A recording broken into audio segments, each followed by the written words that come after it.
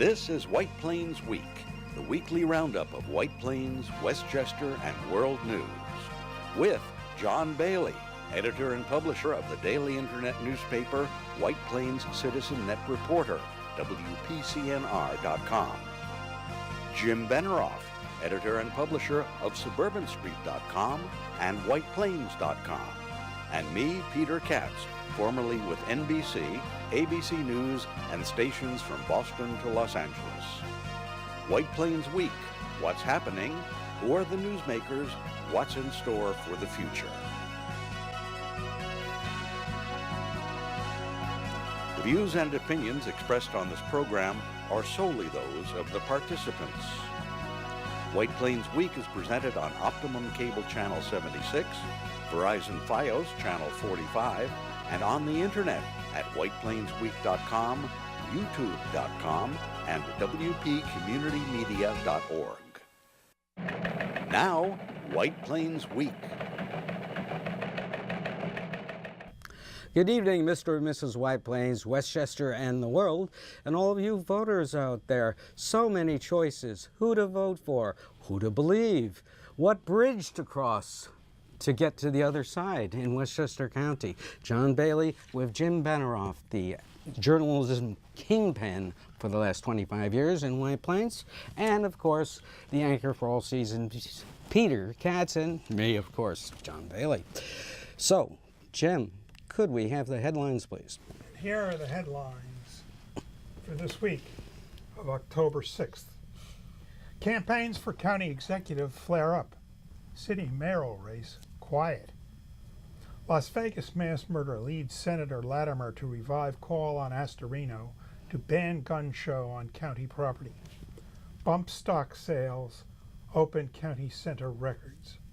Latimer explains why he has not paid all his Rye city and school taxes in face of Journal News findings. Altice Cable Television expresses no interest in high-speed internet project for White Plains, according to high-speed internet consultant. Shortage of electric chargers appears to exist. FBI arrests sex trafficker who plied his escort trade in the Bronx and Yonkers. U.S. Navy's Comfort reports on Puerto Rico mission. We will have another edition of Trump the President with Peter Katz. Work has begun on Playland North Boardwalk repairs. No word yet on Standard Amusement's Playland decision. Ghost, the musical, opens at White Plains Performing Arts Center for a 3-week run. White Plains Garden of Remembrance observes 25th anniversary of its dedication to commemorating the lives of those killed in the Holocaust. Thank you, Jim. And right now, White Plains Week, Rollo Newsreel March of Time, and the elections and campaigning dominated things this week. There was that horrendous mass murder in Las Vegas at the Mandalay Bay Hotel, shown in the lower left-hand corner. And this prompted Senator George Latimer to really go very hard on stopping gun shows in Westchester County and eliminating bump stocks, which shown in the next slide. A bump stock was the device used that the mass murderer in Las Vegas used to kill 59 people, and it as the gun recoils, the stock pulls the trigger again and again. You don't have to even move your finger, and it can fire. What it does really, it takes a semi-automatic weapon and allows it to perform the same way a machine gun does. Yes. Now, that sort of weapon, that sort of weapon is not legal to use. So, in New York State, in the country. Yeah. So what some people do is they get this, and without technically creating what's labeled as a machine gun under the law, they upgrade the performance of the semi-automatic so that it emulates what a machine gun How does. fast does a semi-automatic fire? It can go anywhere from 400 to perhaps 1,000 rounds per minute. It depends upon the gun. And a machine gun is faster than that. No, that would be the machine gun speed. No, I said how fast does the semi-automatic go? Typically you have to could fire get off individual perhaps shots. 50 to 100 rounds per minute. So, but it did its horrible damage. You have to wonder why on earth would you want to fire so many rounds? I mean, if you're hunting, presumably you're going to do something with the animal that you have killed, and if you use a machine gun on it, you're going to end up with a shredded animal that's useless for display, useless for dining. Why would people? I think want it's a these defensive things? weapon. That's what Some they're people doing. may think of it as a defensive weapon, but unless you're very Or an carefully, attack weapon. unless you're very carefully trained, you can end up causing a lot of damage to people, places, and things. Well, what struck me about this whole situation in Las Vegas was how poor the security was in this luxury hotel. Well, Very poor, and I think actually, this is that something should be looked at. This is something that the industry is looking at in the wake of what happens there, and the question is, to what degree should privacy be invaded? When you check into a hotel, typically they do not examine your bags. No. They do not run your bags through X-ray machines. There's Which a they certain, now should. certain degree of privacy. So does this mean that that you, John Bailey, advocate having this sort of thing done, applying the same sort of security measures that we see now in effect at airports? I think you to got to look at hotels? it. I think you got to have it. I mean, I think you have to really look at it. You bring your bags to the front desk, you slide them on, they weigh them, and they X-ray them. I'll tell you, if I were running a hotel and casino, In your presence. If I were running a hotel and casino in Las Vegas, I'd be loath to do such a thing for fear of discovering a bag stuffed with money that someone's going to spend. Well, I'm sure at they, my they casino. have that problem too. And Well, why should we protect people well, like it's that? interesting. I was reading something about security systems, and when they have a security system that, say, an area is fenced off and people walk by every day and they do things, and what they watch on their cameras is for something that happens that doesn't occur normally. And I would think that that's one of the things that the hotels could do. If somebody walks in, if it's normal for people to walk in with 2 or 3 suitcases, fine, that's okay. But if all of a sudden somebody comes in with 10 or 15 bags, then it should Well, be that's what examined. happened in this case, and Nobody yes, looked. that would be an unusual situation, and you do have to wonder why no one questioned the number. Well, they should question it now. I've heard various numbers of suitcases brought in, ranging from a dozen to 23. So, as the investigation goes forward, I suppose there will be some real factual reporting as to how many suitcases the guy did have. But I think this is an issue that How he hotels got that many have to look at. weapons into his room is incredible. Well, They're doing in the the suitcases. construction, and the fact that the security people did not knock on his room to see what the noise was from the apartment down below. Anyway, this Yeah. is, really they classify this one as the worst mass shooting in modern U.S. history. Clearly, just a devastating event. Certainly. Now, there were local implications to this. Yes. And that is the revival, of course, of the issue, should there be gun shows at the Westchester County County property, Center. on county property, and Mr. should- Latimer called for stopping bump stock sales, which Of course, are not illegal. Latimer and Astorino are engaged in the race for county executive. Latimer, of course, is a state senator. He could, if he wanted to, introduce legislation at the state level dealing with this. It probably won't go anywhere because of the influence of the National Rifle Association and the strong Republican influence in the Senate. Right, Albany. it's feel-good legislation that doesn't get done. Nonetheless, it's a legitimate issue, and the question, as I say, we come full circle. What in the world do you need a military-style weapon in your house for, or out on the hunting trail? What are you going to do with this? Yes. Well, time for a shocker of the week, in my opinion, anyway. And the shocker of the week. Remember last year at about this time, the Westchester County Association. Sorry about that.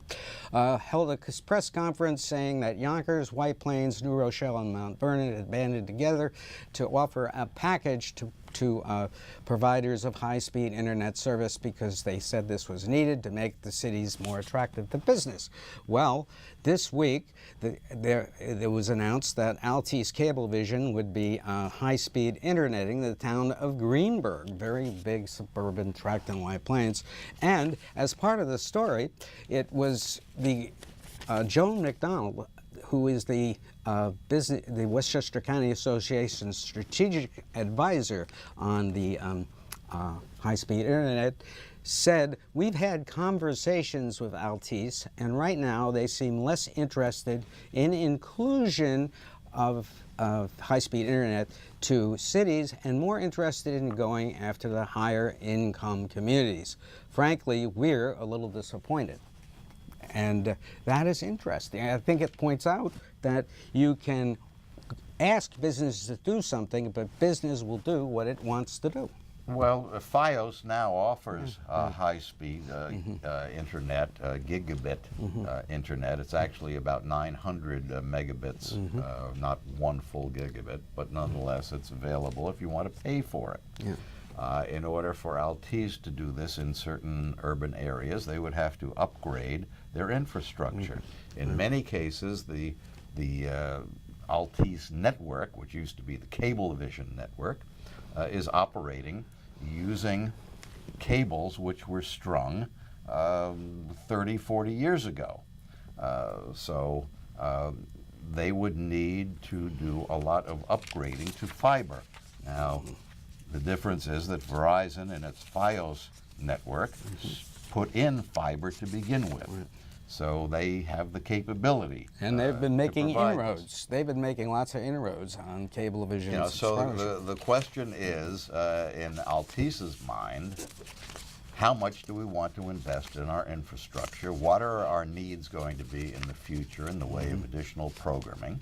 And are we going to be in a highly competitive situation as we see today, where Verizon FiOS has steadily been picking up customers, getting people to leave the Cablevision Optimum Altice operation for slightly FiOS. underpricing the Cablevision in some cases, it's a highly competitive industry. The real thing that I think is going to determine the future of this is how many people are going to start watching their television service using internet, such as Hulu, such as Google streaming, CBS, NBC, the major networks. They're now dipping their toes into direct streaming into customers' computers and other devices. Ultimately, we're going to need in this country the high-speed capacity that the Westchester County Association would like to see come to the big cities in Westchester and the whole county for that But it matter. looks, you can lead a horse to water, but you can't make them drink. At least in the short term. Yeah, in the short term. Ultimately, they have to drink. Now, there's an arrest of a sex trafficker by the FBI yesterday. He was arraigned yesterday, and he plied his escort trade in the Bronx and Yonkers. He preyed on, alleged, right, and he preyed on young teenagers in the Bronx, and it was quite a big operation, and it was basically promoted on websites. His services. let's see, it's, can't quite read that, but I'm just pointing out that the sex trafficking is a major, it's a terrible thing. And we should be aware, and children, teens should beware of easy money. Now, shortage of electric chargers appears to exist in White Plains. If we can have the shot, there's a Tesla being charged. Very good. Now, what I mean by shortage of electric chargers is that apparently on most of these cars, it takes at least an hour to 2 to 3 hours to charge them, and sometimes all day. So if you only have like 30 chargers around a city, as White Plains is attempting to do, you're going to need more chargers. Well, you're talking about in public spaces like the right, garages, having the ability to drive your car in there and plug it in. Do we know exactly how many charging stations there are? They're going to be up to 30. They're putting some new ones around town as part of a grant.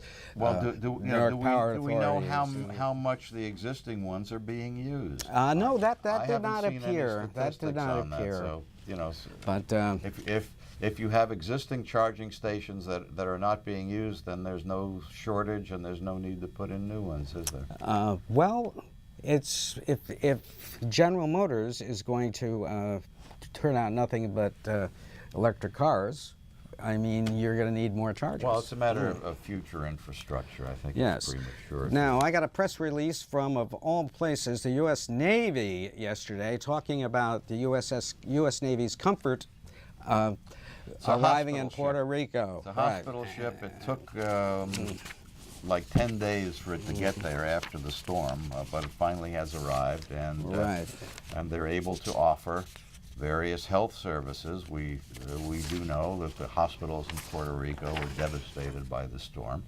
And there are areas of Puerto Rico which, as we're recording this 2 weeks after the storm, people still haven't gotten to find out what the needs are. Right. Well, they think the death toll is going to rise also. Because according to the Northcom, which sent this out, the Comfort is currently underway, and it will take going on various ports around Puerto Rico, and they are supplying electricity and backing up hospitals that lose their One of the criticisms of the Trump administration's response was, why didn't they get this ship headed down there, either pre-positioned before the storm or immediately after the storm, when the scope of what had happened was realized? Why didn't they dispatch the ship immediately? It sat in Norfolk, Virginia for about 5 days after the storm. Well, yeah, it's just unbelievable. It's like the suggestion that I made in the editorial that I wrote, that they should have sent cruise ships down there, and the cruise companies have a financial stake in this. I think that's really unbelievable. Yeah, well, I think, Jim, what you were saying was that the cruise ships could be used as temporary shelter, as temporary housing, but actually there were some cruise ships which were sent by the cruise ship companies on their own as a public service to help evacuate people and get them to Fort Lauderdale. Yeah, that I knew. And in fact, the Comfort received 5 critical patients from Ryder Memorial Hospital in Humacao, Puerto Rico, after its generator failed. And that was as of yesterday. So things are finally getting into gear down there, but I don't understand why they're on airlifts and drops. Now, speaking of drops, it's Trump the president time. Oh boy, we're going to drop some on you today, folks. The Trump administration is planning to eliminate regulations that make sure 55 million American women have access to birth control. While posing for a photo with military leaders and their wives who were at the White House for dinner last night — we're doing this Friday, this happened Thursday night — President Trump said, "This is the calm before the storm."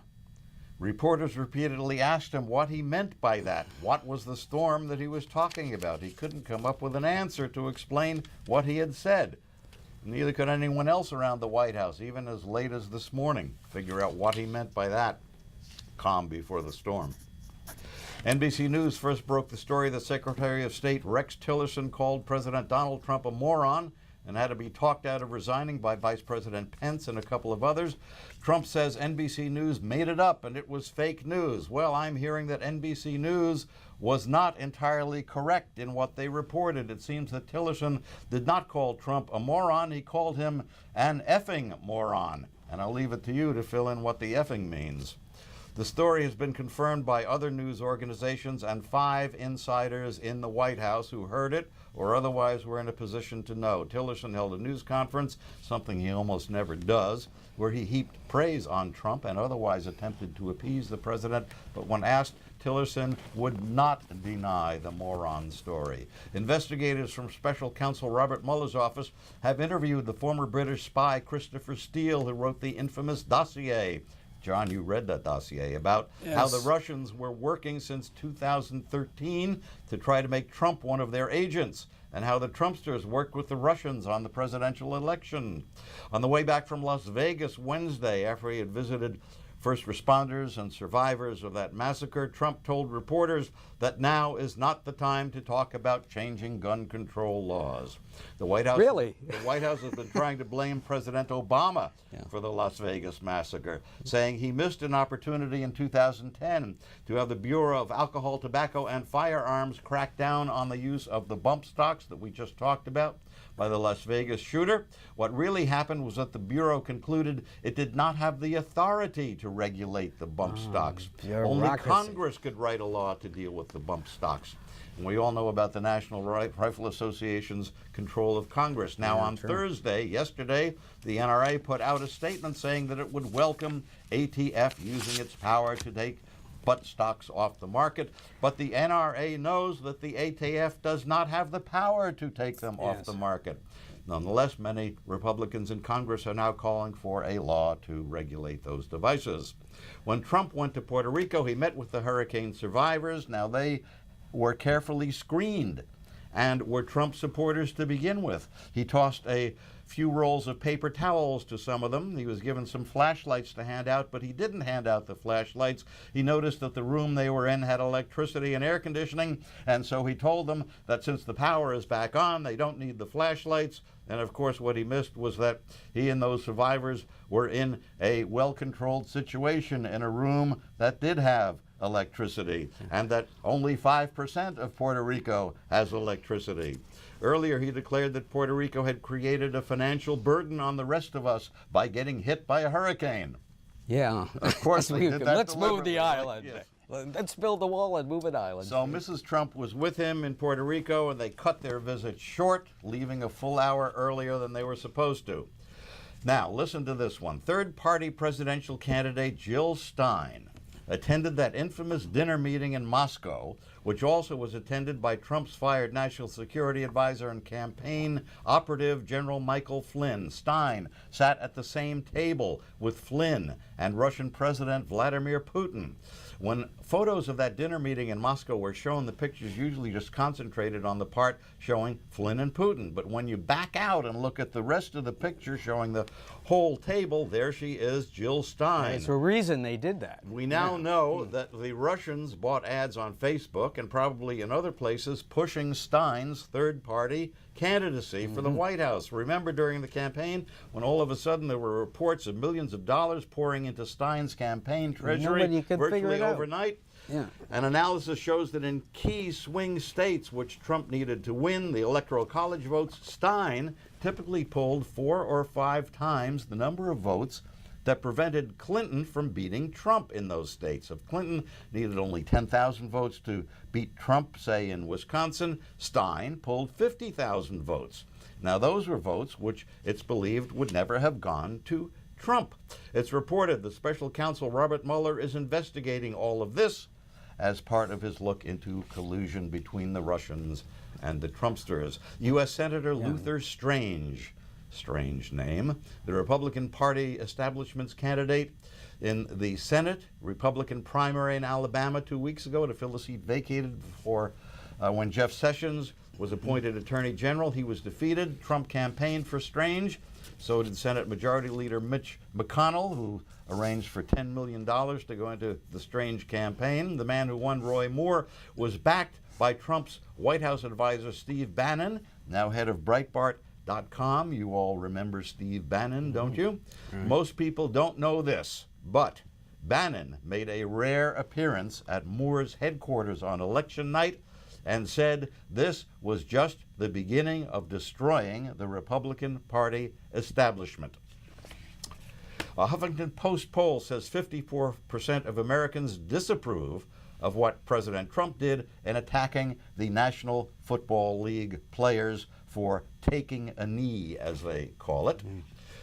About 10 million voters in key states such as Wisconsin, Michigan, and Pennsylvania were targeted with Russian ads, pro-Trump, anti-Hillary, on Facebook, it now turns out. Remember, at the end of the campaign, political experts couldn't figure out why Trump was spending so much time campaigning in Michigan, Wisconsin, and Pennsylvania. Because he was smart. Now we know. Yes. Carl Bernstein of Woodward and Bernstein, who were instrumental in exposing Watergate, says Republican congressional leaders who he has talked with privately say they are worried about the threats Donald Trump poses to world peace and to security and safety here at home. Had enough? Well, just one more item. The New York Times reported that 80 plants that manufactured pharmaceutical drugs in Puerto Rico are down, causing what could be a real shortage of top-selling brand-name drugs, from Humira, the rheumatoid arthritis treatment, to Xarelto, a blood thinner used to prevent stroke, and other drugs for AIDS. Now that's a real health problem. They have to really get in there and get those plants. For your I've Puerto often Rico, thought of what really happens in a hurricane or storm situation. This is the first time I think, well, I guess they saw it in Katrina and Charlie, but if you were on regular medications and all of a sudden there's no drugstore, there's no place to get these medications, you're really up the deep creek. trouble. and if there's no factory to make the medications, then we're all in deep trouble. Well, that was the idea, again, of my getting the ships.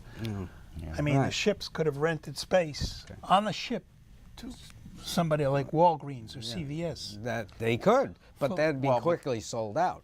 But the real issue, Jim, is Action. how do you take a devastated pharmaceutical manufacturing plant, clean it which up. has been damaged, and sterilize it, Probably and need bring it equipment, back too. to the way it was so that it can start producing the drugs that it had been producing. Yeah, but this is a problem that cannot possibly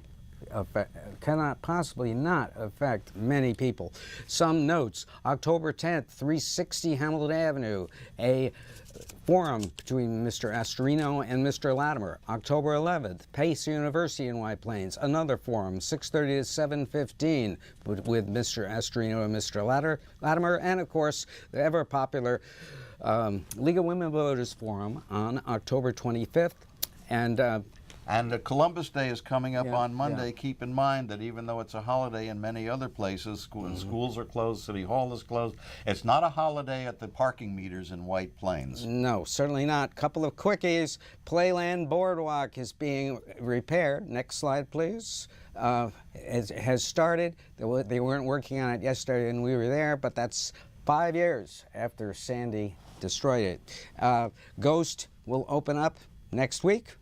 Sure, check it out. That's a show based on the movie, right? That's right, at the White Plains Performing Arts Center. And the Holocaust Garden of Remembrance had its 25th commemoration of its establishment. John Bailey, Peter Katz, Jim Benerofe. Good night for White Plains Week. This has been White Plains Week. News and commentary about White Plains, Westchester, and the world. The views and opinions expressed on this program were solely those of the participants. White Plains Week, produced by White Plains Citizen Net Reporter, and presented on Optimum Cable Channel 76 and Verizon Fios Channel 45.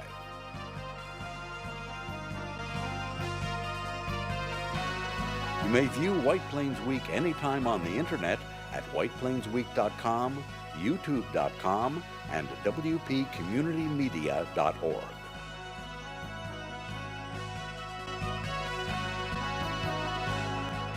For White Plains Week, this is Peter Katz speaking.